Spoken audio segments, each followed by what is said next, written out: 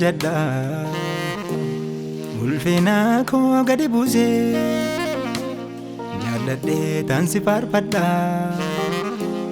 gatii kee xinneessu yarsee galataa nan siin jajadha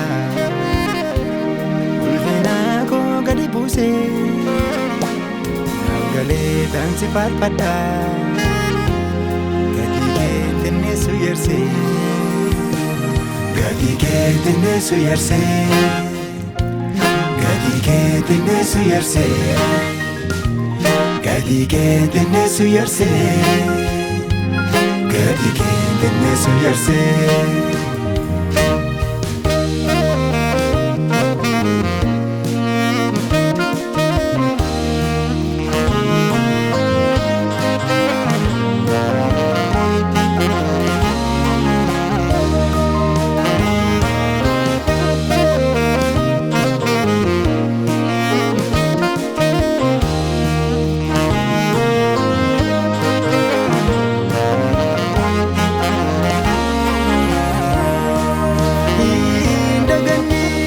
Olmaa keessa galeessa naaf hojjettee na jijjiirtee maleessa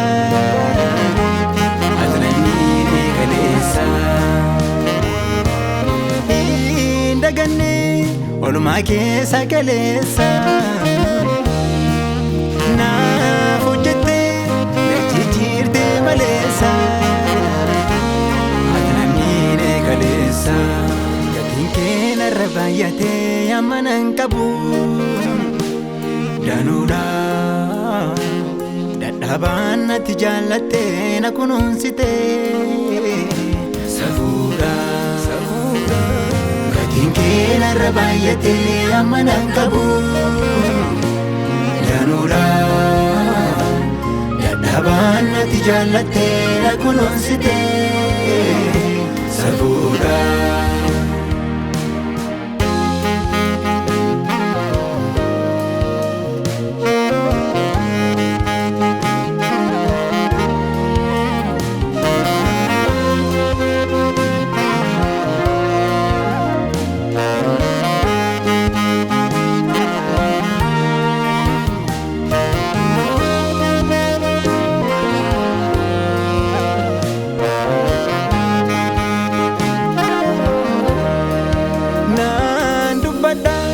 Tolekee farjummaa kee caaliin jedhu ifaan baasaa dhugaa kee annan faarsa maqaa kee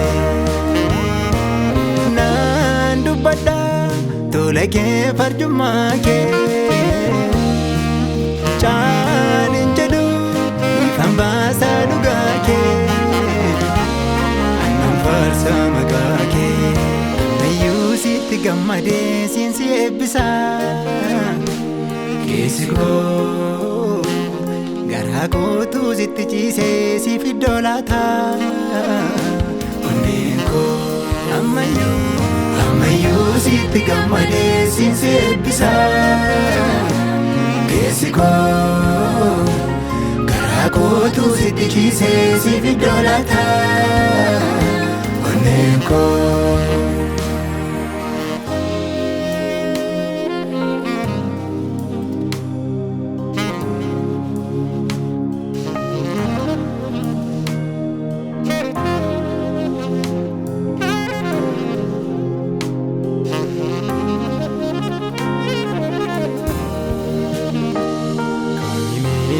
Garummaa kee kamiisa sinna baatee na oolchee badiisa jaalattee suuqa keessaa na fuutee na fidee lammii kan kee na gootee kaamimee garummaa kee kamiisa sinna baatee na oolchee badiisa. Jaalattee suuqa keessaa na fuutee na fidee lammii kan kee na gootee kaamimee garummaa kee kamiisa sinna baatee na oolchee badiisa. Jaallattee suuqa keessaa na fuutee na fidee lammii kan kee na gootee.